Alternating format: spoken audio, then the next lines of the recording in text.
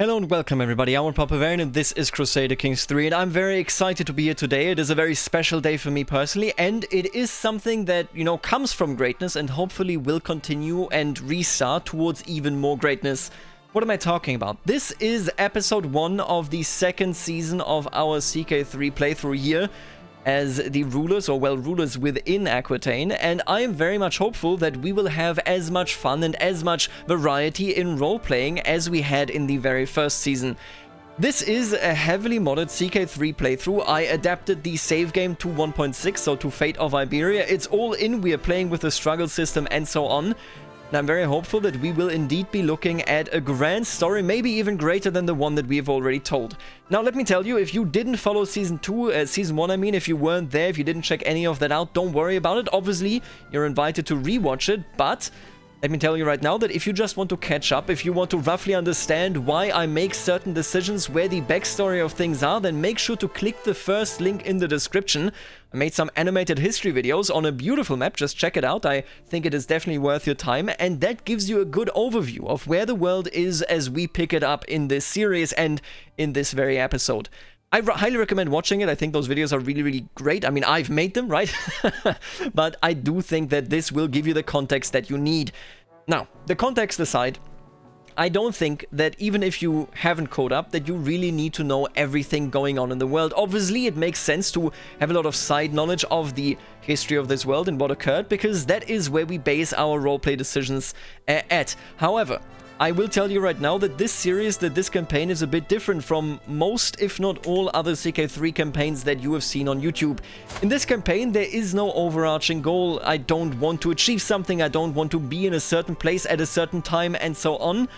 I exclusively roleplay in exactly the way that I think my character would play it themselves. In this case, we are Duchess Elisabeth. We are the Duchess of Bascognaco and Armagnac right here in the southwest of Aquitaine, and we are the daughter of Prince Vea the Impaler, who just passed away literally today in 999.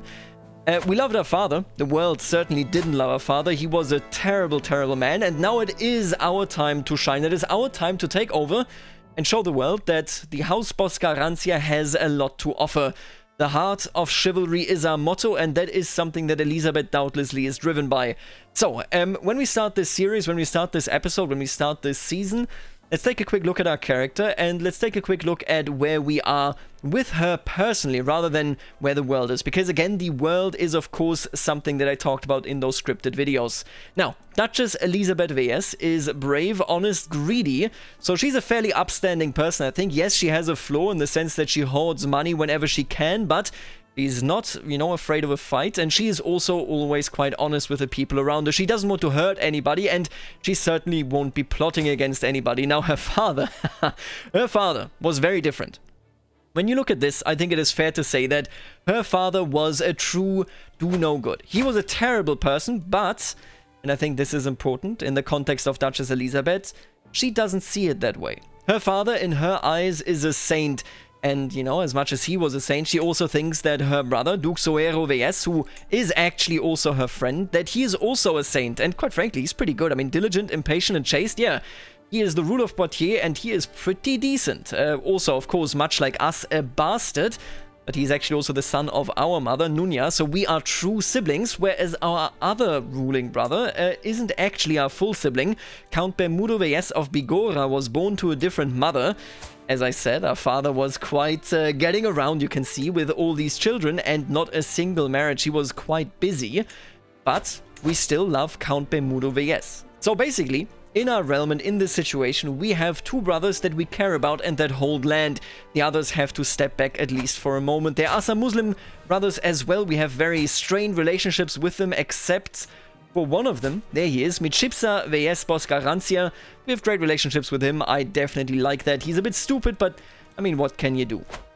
The important part here is, when it comes to the legacy that we're carrying forward, is of course that we always will view our father in a very positive light.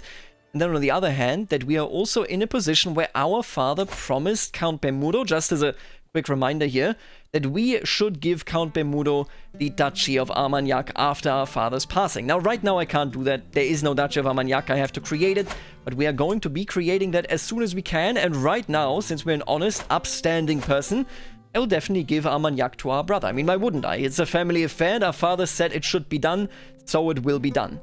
We are educated as a tough soldier. Duchess Elisabeth is not a great commander, and quite frankly, I think she's aware of this. I mean, she's aware that she's terrible at intrigue, also not interested in it, but I think she knows that she's okay, you know, in leading an army. Where she excels, basically, is her prowess. She is an outstanding fighter. So let's see where that will go. We are, of course, Gasconiera, which is a culture that we created, and they are very focused on you know, duels. They're very focused on honor, and I think that is something that she might also pursue and that she has the abilities for. So let's just see where that goes from there.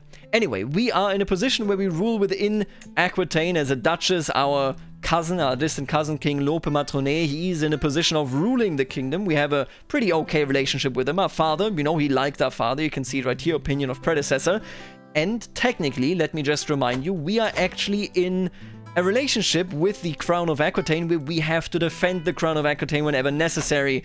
We are indeed a march. So that means that I will roleplay this in a way where we will, you know, should he be at war, should it be a justified war, we will definitely be aiding our liege. Right. With this setup being done, let's just take a quick look at the lifestyle here. So, an obvious choice is marshal. I mean, she already went into the gallantry right here. You know, courtship, chivalric dominance, never back down. Chivalric dominance is so damn good.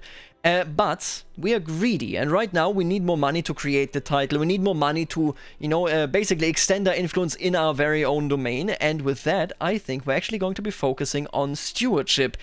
Indeed, we're going to be focusing on wealth. War, honor, and loyalty are all means to an end. Gold. Yeah, that sounds about right. That sounds like something that she would indeed say herself. Right, we're also unmarried, and there's actually a caveat there. We are unmarried, and maybe even more importantly, we have a lover.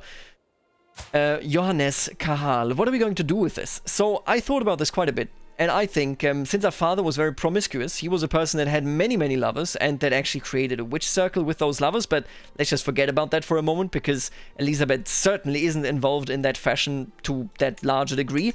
But she has a lover, and I think she saw that as normal with her father. But I do think that she understands that were she to marry, Johannes Kahal would be a bit of an issue coming up. And I will tell you, we only have a plus 49 despite being lovers, which is because he is gluttonous. He's callous, and he, yet again, is gluttonous.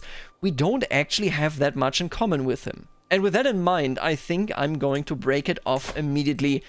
I will break up with him because I'm an honest person, and when I marry, if I marry, which I think we will do immediately, I would have to tell my husband. I'd rather just like to avoid all of this. This was a fling. This was just a bit of foolish mistakes, you know, in my youth. Let's break this up and let's forget about him. The other question, as already teased here, is that we need to marry. So I think, and I looked at this list quite a bit, quite extensively. There are some interesting choices. For example, of course, we have the of Wessex, the House of Wessex right here, but none of them are really influential. We don't really like any of them. You can see it right here, minus 41 because of his personal diplomacy, and he is a terrible person. But there is a person that we actually are quite okay with, Adalberto Bonifazi, 20 years old, not very old, not a good fighter, but he is greedy, he's a fortune builder, he's just, he's trusting, and he has claims on Provence.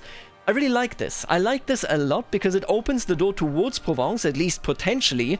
But maybe more importantly, this is a good match within our own realm, potentially giving us an alliance with Provence for the moment. And more importantly, it gives us a person that is renowned for their skill with money.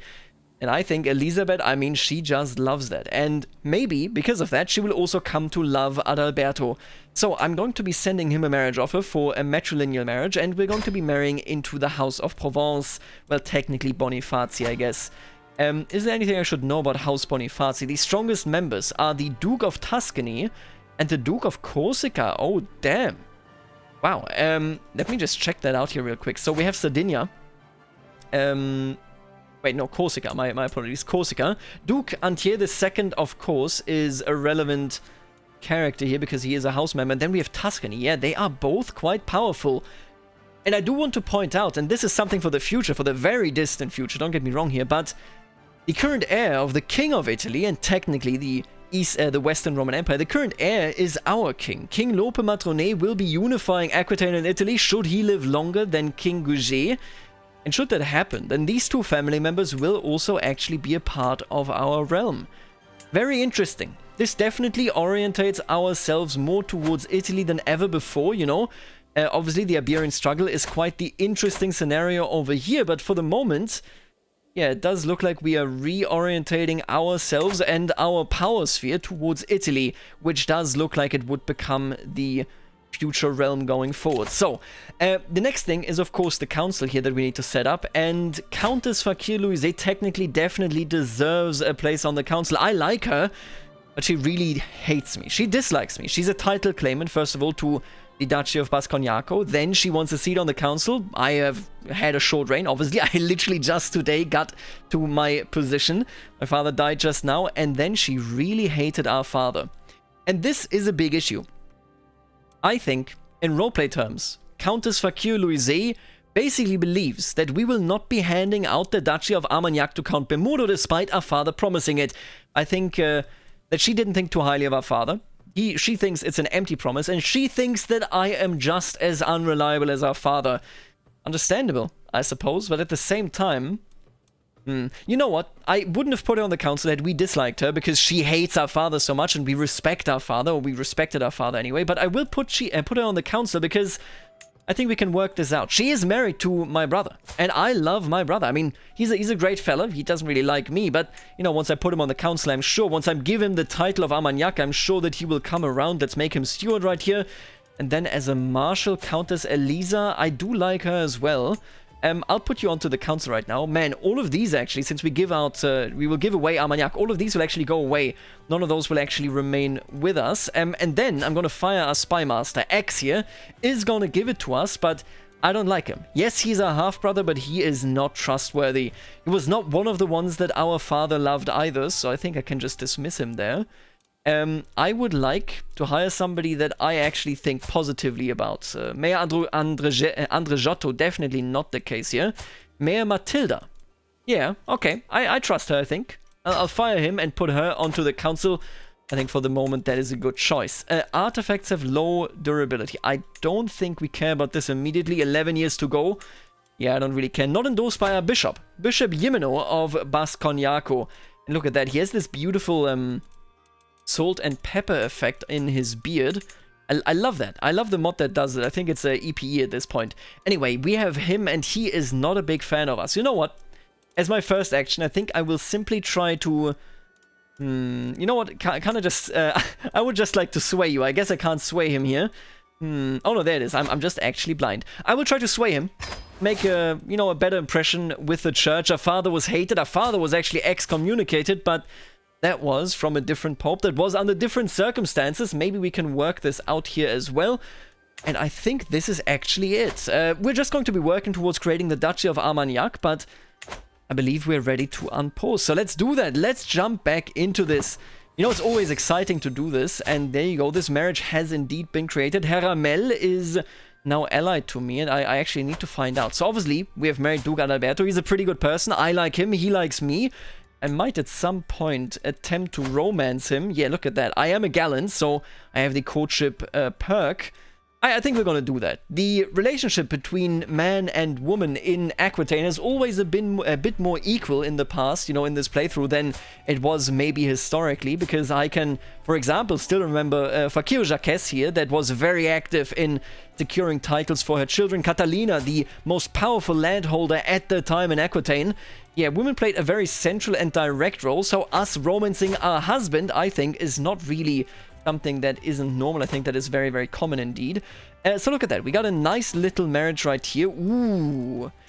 And we can, yeah, this is why... Oh, wait, it went away. It went away. I was really interested in requesting some money from the Pope. That sounds very in character, but sadly we can't do that. Wedding celebration. With my marriage to Duke Adalberto, the realm expects us to throw a suitably extravagant wedding celebration. It is well within my right to collect a royal aid duty as part of this, but some may consider it tasteless to levy an extra tax during a time of jubilation. I will collect money. Are you crazy? Obviously I'll get money. And look at this, by the way. We are making so much money already, and most of it comes from our domain. The Barony of Bayona, which is this one right here, is making a really good amount of money. We might actually want to build this up. We're not going to do this right now because as I said, I did promise to create Aquitaine and hand it out to my brother, so let's just get that done. But speaking of which, brother, are you willing to get an alliance with me? Negotiate an alliance. Look at that. Yeah, we are friends. We are really good friends, actually. We just genuinely like one another. I will take that alliance, and I would like an alliance with Bermudo. Count Bermudo, are you willing to also give me an alliance? Oh, yes, he is. So, basically, we will have a very, very powerful alliance within Aquitaine. We have an alliance with Provence, an alliance with Poitiers, and then with Armagnac as well. I like to see that. I like that a lot. Ooh. Wait a minute, what is this? We have 2 factions created against us, huh? Is that so? So he wants the Duchy of Bascognaco. He will actually stay with us even when we give the other title away. Count Zentulo Piarese. He is married, right, to the Carling that has a claim on all of France. Very, very interesting. Where are your kids? This kid, we might want to push Piare's claim on France in the future. But for the moment, Zentulo, don't make an enemy out of me. Do not make an enemy out of me, let me just tell ya. Right, and then Countess Elisa Louise is in a faction against me as well. Liberty faction. Honestly, the Liberty faction is more understandable on a personal level, but both of these, of course, quite annoying to Our Lady. Ooh, and this is a dangerous faction now, huh? Countess Faccio is betraying us. Ah, that is just nasty. I'm not a fan of this at all. Countess Faccio, how dare you? In just a few months, they will be rebelling, unless... Oh, okay, so this will be very convenient, but we will definitely be doing this. Pope Gregorius V, ruler of Rome, and rather powerful, I think, ruler of Rome. He doesn't have any court artifacts, but look at this beautiful throne room. I ask you, my dear Pope, would you be willing to grant me money so that I can push further the cause of Christianity in Aquitaine? And of course he will say yes, because from his perspective, we are the first ruler in a long time that actually is a good Christian in this region. There has been a lot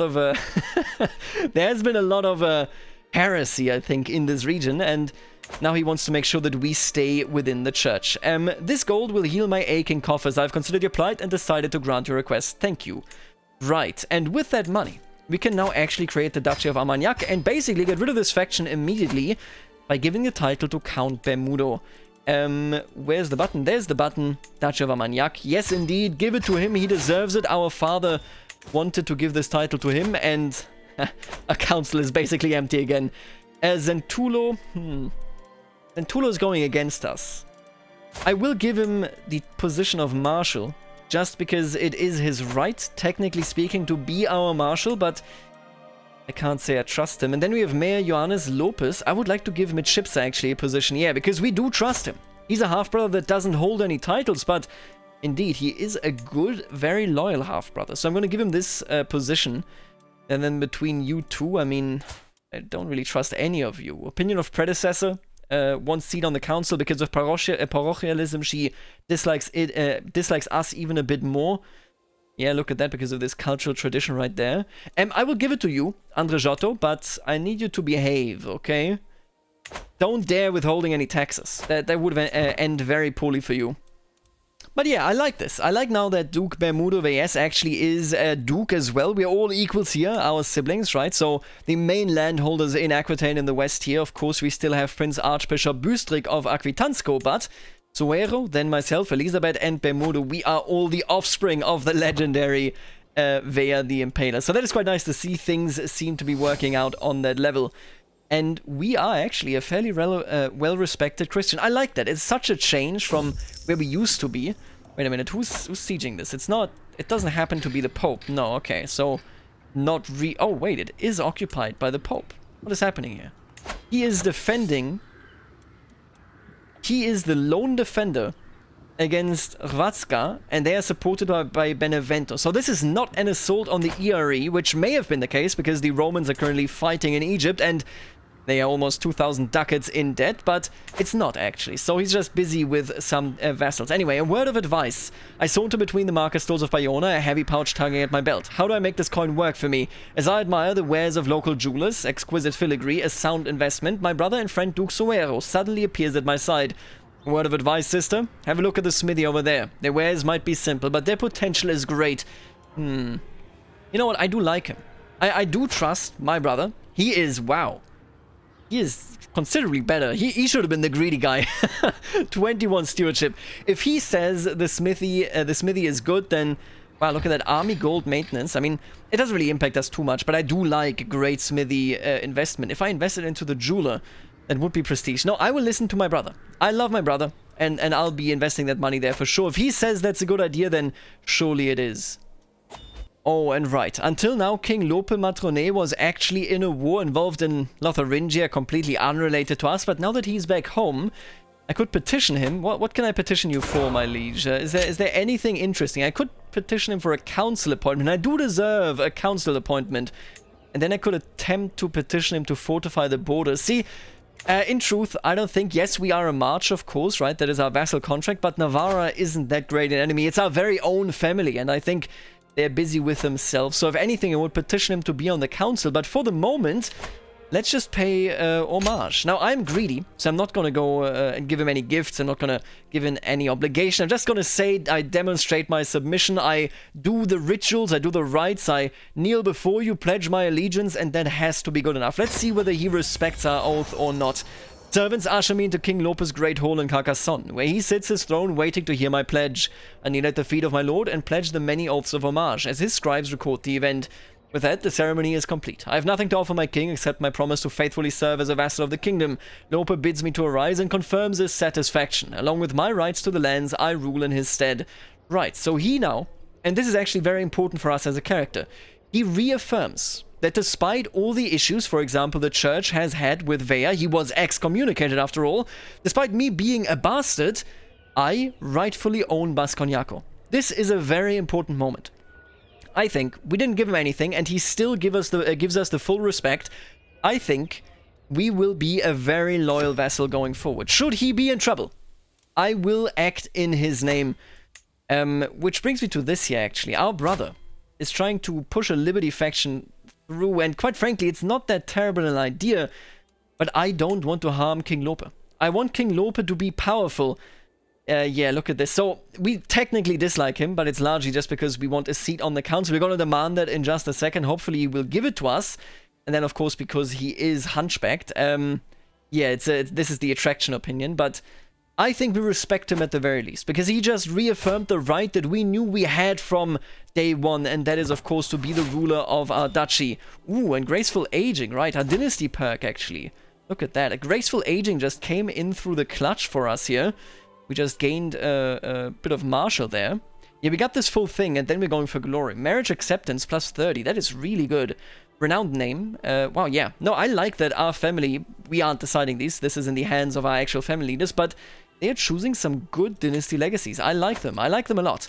Now, let's just immediately try to petition our liege for a council appointment. You know what? Let me actually check here. Who the hell is on his council? Duke Girard IV of Auvergne. Which council spot would I enjoy? Stewardship or marshal, honestly. Count Gilles? Yeah, Count Gilles can go. I remember Count Gilles. Count Gilles used to rule Bascognac, used to rule Poitiers. You can see it right here in the ancestry line. And then we ousted his lot. Well, our father did, but I hate him just as much. You know, our father hated his family. Then here we have Prince Archbishop Bustrick.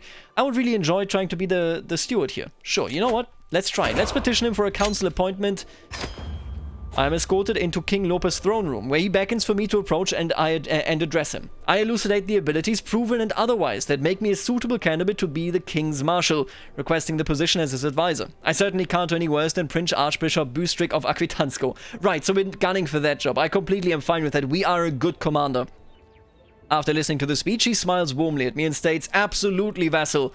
I shall dispatch my agents immediately to take care of this matter. Thank you, my liege." So, Bustrick, very unhappy about this. Let's keep track of that. Bustrick may become our rival. He loses opinion of us and, of course, of King Lope. He got removed. I can't be removed for 5 years. Our dynasty gains some renown, and I have become the marshal. Our king really is respectful of us. It has to be said. Now, we gain prowess with this, and I love that so much. We are such a powerful warrior. Our army gold maintenance goes down, our levy size goes up, making us even more powerful, and then monthly martial experience, of course, goes up as well. We may yet pivot from the stewardship focus in like 5 years. We might pivot from this, because Our focus really does seem to be on marshal now that we have actually gotten this position. Nonetheless, very, very nice. Big fan of this. Let's hope that things continue as nicely as they just started. And what a shame. We failed to sway Yimeno. He's still not positive about us. I really do want him to be positive. You know, okay, eating too fast. At dinner today, I was too eager to eat and burned my tongue when I tried to get started in this on the soup. Everyone in the room looked at me, either in alarm or shaking their heads at my folly. Embarrassing. I couldn't look at others in the eye. Hope it happens to the best of us. We laughed it off. I think I will laugh it off. You know, hey, it happens. I don't think she's a very vain person. I think she might be a bit deluded about how much people love her, but I don't think she's inherently vain. And speaking of being something inherently, we are inherently greedy, and I think I will spend this money to make more money. It has to be done. The hill farms also raise our defendability of this province here, so you know what, yeah, let's invest this money to make some money. We are already, quite frankly, making really good money right here. Look at that, we're making more money than Lopa, of course. Let me just check, how's this war going in for the Egyptians here? The Egyptians could win this. Honestly, this is not decided yet. Very, very eager to see this further developed. Swear oath of true friendship. Oh my. My dear sister, Duke Suero is writing us. The ruler of Poitiers, our brother, my companion, my confidant. Will you join me in declaring our friendship to be the truest and brightest in all the world, with all the debts of loyalty that entails? Right. Will I become the best friend of Suero? I think I will. I don't really see why I wouldn't. So this is a mechanic from Fate of Iberia. It is a mechanic that comes with the ritualized friendship, which we have because our culture is a hybrid culture between Basque and Occitan. And I think I'm going to say yes to this. This means here, best friends receive strong hooks on each other but gain stress when using them. Best friends can use an interaction to gain bonus skills via modifiers at the expense of extra stress. Very, very interesting. I think I'm going to accept this. Becomes your best friend. Suero, we against the world. We against the world, much like our father would have wanted it. Yeah, no, I like that. I think this puts us into the exact right mindset. And look at that. Mayor Matilda of Blaya, my spymaster, is disappointing me. I lost 20 opinion of Mayor Matilda. Someone in your realm has learned one of my secrets. Oh my god. My spymaster's poor intrigue skill caused this problem. He's not actually that poor at it, but we do have a couple of secrets. I mean, we have one secret, I guess.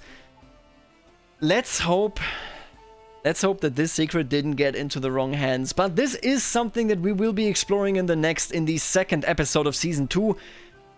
Somebody just found out that we are a witch. Our excellent position in this realm could be under threat. And more than ever, I think we might need the aid of our best friend, Duke Suero VS.